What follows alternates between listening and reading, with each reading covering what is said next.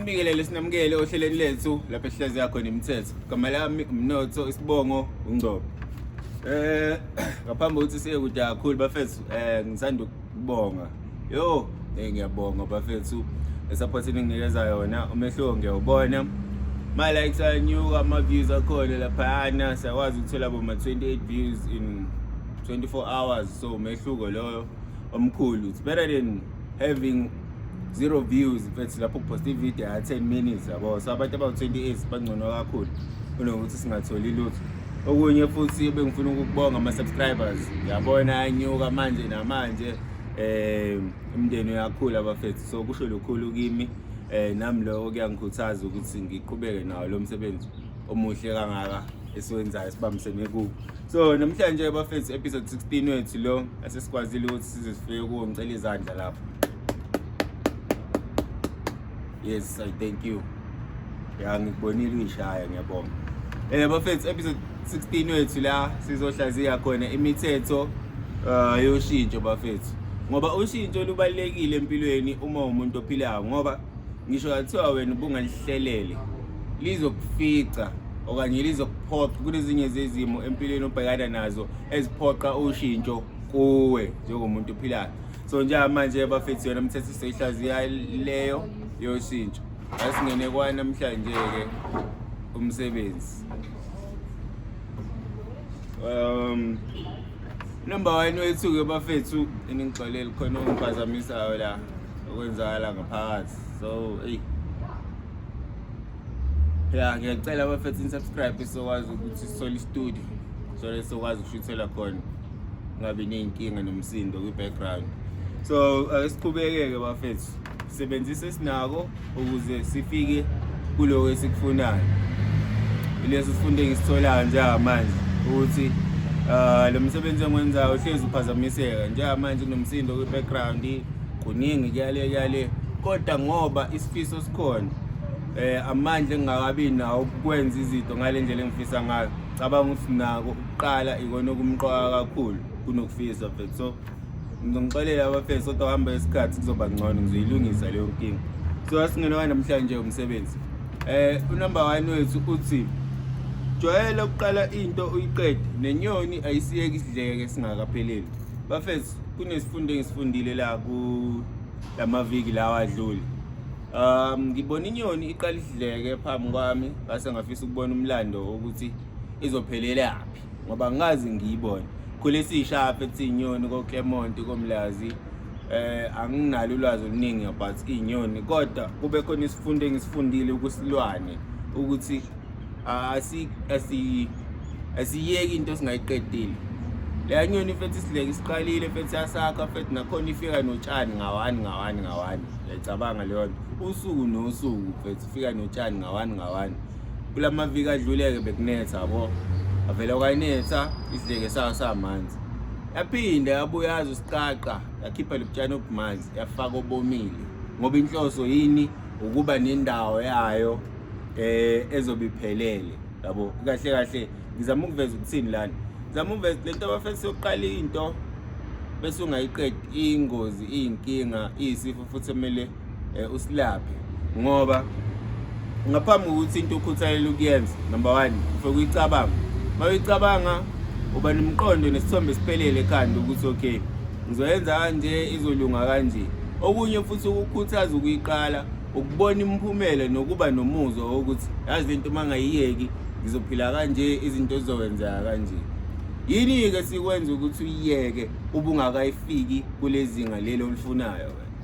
Yini sikwenza ukuthi uyiyeke ubungakawuphili lo muzwa lo okade unawo kale kathi usayicabanga emqondweni wakho wazi wakholelwa futhi kuyo? So ngiyacela ke bafethu ngiyakhuthaza ukuthi asijwayeze ukuqala izinto siziqede bafethu yabo singahlulwa izilwane yabo. Hayi ngoba mhlawumbe ngiqhathanisa abantu nezilwane kodwa kunezinye zezifundo engeke uzizithole ebantwini ozithola kuyinto eyenzeka phambi kwakho eyenzeka phambi kwakho mfethu. Sometimes kumele ufunde kuloko nje mfethu yabo. Hayi ukuthi yonke into izohlezi ingxenye yayo. Sometimes izowenzeka something phambi kwakho eyoba isifundo kuwe ukuthi ukhole ukuthi izinto ziyakwazi ukwenzeka futhi ziyakwazi ukuya phambili. So asiqhubeke bafethu. Number 2 wethu uthini? Ulwazi oludingayo alukho kude nawe. Shintsha indlela yokwenza nokucabanga. Yes.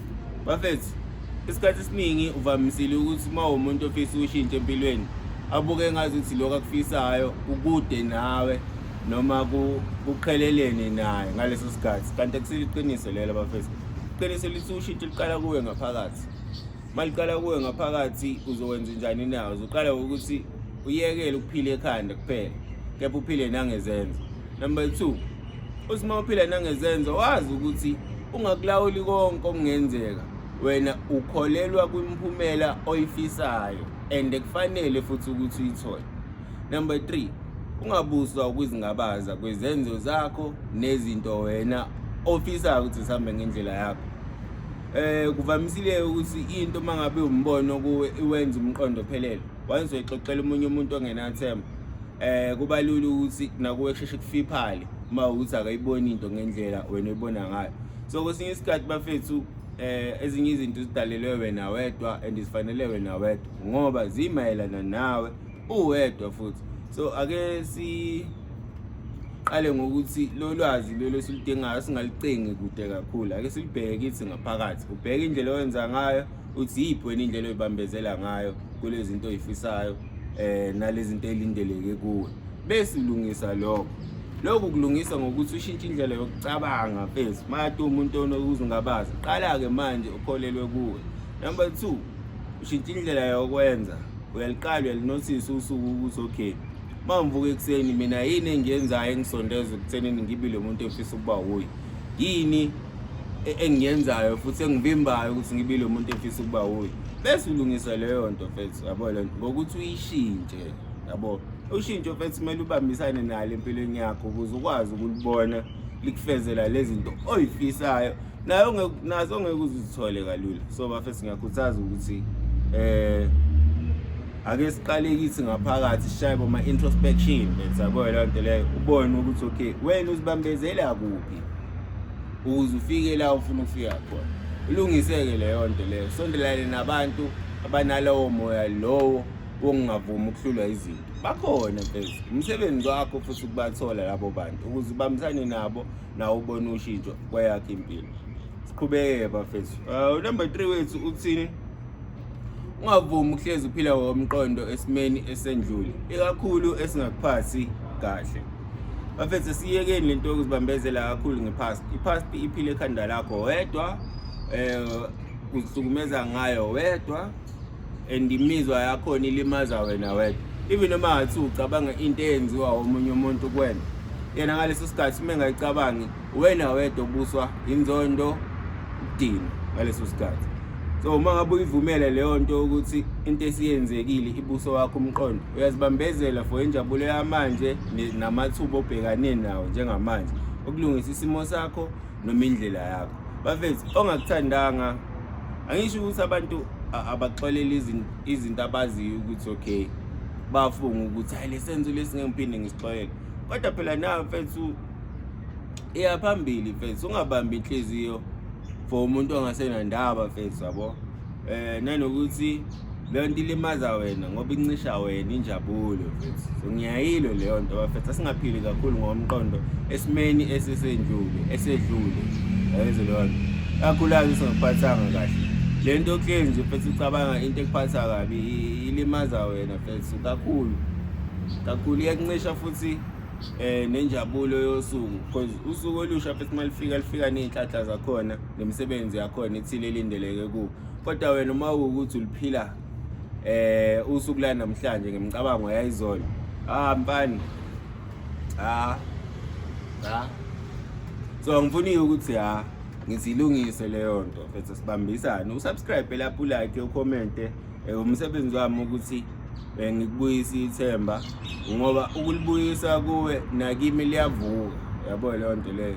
Ukhuthazwa yilokho, uba umuntu okhuthazwa imphumela ke mfethu, uba umuntu nje okhuthazwa imphumela aziyo futhi na ukuthi eyenzo zakhe noma ubambisene nabantu abamfisela okuhle nempumelelo empilweni yakhe.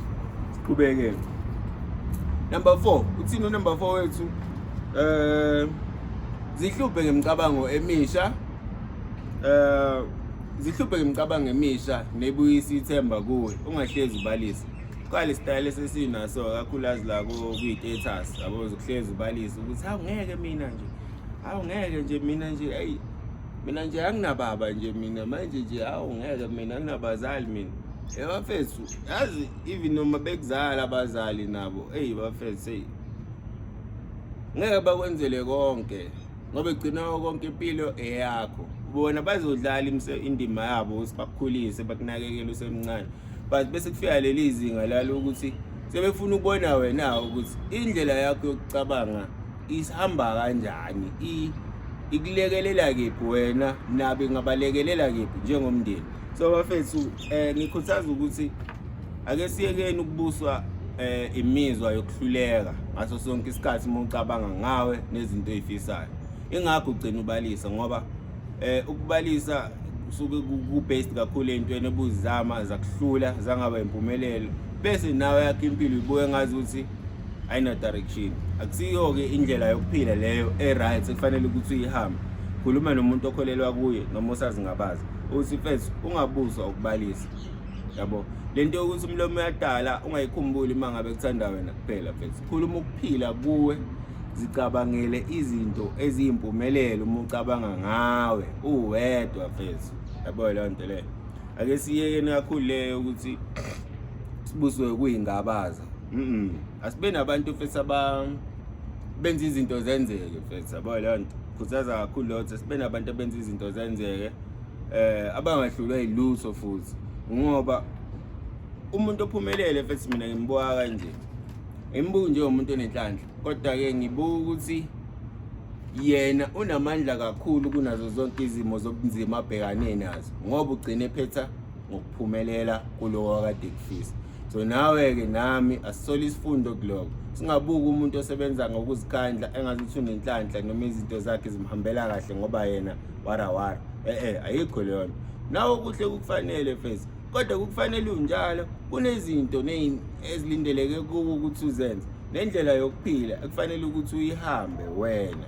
So ngiyakhuthaza kakhulu bafethu ukuthi qekelela kuloko ukuthi awusiyo umuntu ohlala ezijaja and awusiyo umuntu ogive up kalula. Ungavumi futhi ukuba umuntu osuka kalula entweni akholelwa kuyo ngenxa yomuntu ongenathemba. Mina ngimfuni kabi nje mfethu umuntu ongaphuphi eduze kwami. No. Angeke ngikwazi ukuba nobudlelwane nomuntu ongakholelwa kuye nongekho busy empilweni. Uma umuntu mfethu iba matasa, lungisa into ethizeni. Ngamanye mfethu ufise into eyodwa for 10 years, kodwa nakhona ulibele ushow up each and every day. Kuyikona ukuthi mhlambe sakhe isikhathi asikafiki. Nomuntu othi yamqala yamtshela, ayithe boy mina mfethu ngifuna umizwa 54 million. Ngeke nje 54 million uthathaphi nje, yabo. Kahle. Ngifuna umuntu onjalo eduze kwami. Ngifuna umuntu mina okholelwayo ukuthi into engiyifisayo nginamandla ayo kuyifeza futhi ngihlule lutho. Nozongikhuthaza futhi ukuthi ngikwenze lokho, nami ngimkhuthaza. Indlela nebethuke lapho kuzoba buhle ngenye indlela eyisimanga. Futhi ke nempilo iyobalula uma ngabe uyihamba nabantu abakholwa yilento okholelwa kuyo nawe, uyabona. Sebenza wakho ukubathola. Bafethu episode 16 wethu namhlanje suphetha kanjalo lapho behlaziya khona imithetho yoshintsho. Unumber 1 wethu la uthini khona, jwayele ukuqala into iqede, nenyoni ayisiyeki idleke singapheleli. Isifundo leso mfethu, isifundo. Yabo nje ukuthi bisho apha each and every day mfethu. Mina ngifundise enye into mfethu, yabo. Abaye bayakhala but consistency yami ukuthi mfethu indlela consistent nga mfethu angina choice brother. I need to show up because khuluma iqiniso sithi isikhathi ngifisa ukuyenza lento, kodwa inhliziyo ayikakhululeki ngoba ngayithola impumela yakho.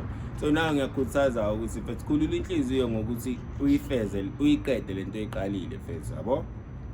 Ngoba mangabe ungaphumelelanga kuyo kwangabe success kuyoba ilesson mfethu, kuyoba isifundo kuyo. Number 2 wethu bese uthini, ulwazi oludingayo alukho kude kunawe. Shintsha indlela yokwenza nokucabanga. Sebenza wakho mfethu kubambisana nawe ngendlela ezokusebenzela ukuze ukwazi ukufika la ufuna ukufika khona wena. Number 3 bese uthini, ungavumi ukuhlezi phila ngomqondo esikhathini esendlule, ekakhulukazi esingakuphathi kahle. siyekeni ukuphila kwi-past bafethu, asibambisane ne-present moment. I-past ayibe isifundo sento ongeke uphinde uyenze noma uyivumele ikulinge empilweni yakho, bese wenza lokhu obhekane nawo kulolu suku olusha fethu. Number 4 wethu bese uthini, zihluphe ngemicabango emisha, yabo. Zihluphe ngemicabango emisha nibuyisa ithemba kuwe, ungahlezi ubalisa. Angabi lula fethu ukubuka izinto ngeso lokuhluleka, kodwa khuthalela ukubuka izinto ngokuba nethemba nokuphumelela kuzo, even noma ungakaziqali, ngenxa yokuthini uyakholelwa kuwe nanokuthi okuhle kufanele. Bafethu ngibonga kakhulu uma usikwazile ukufika lapha ekugcineni ku-episode namhlanje. Ngiyabuya kusasa no-episode 17. Please make sure you like, comment, subscribe and share. And uma usineminye imibono futhi ufisa ukuyifaka, uvumelekile ucomment section ukuthi untshethe noma nothi ngicabanga silungise ukuthi noma si-add ukuthi nokuthi. But ama-mic bafethu ngisawalungisela ukuthi ngiwathole nendawo e-right futhi sizokwazi ukuthi sishuthele kuyona. So kancane nje khona la sibheke khona. So ngiyabonga kakhulu bafethu, thando mningi aweza.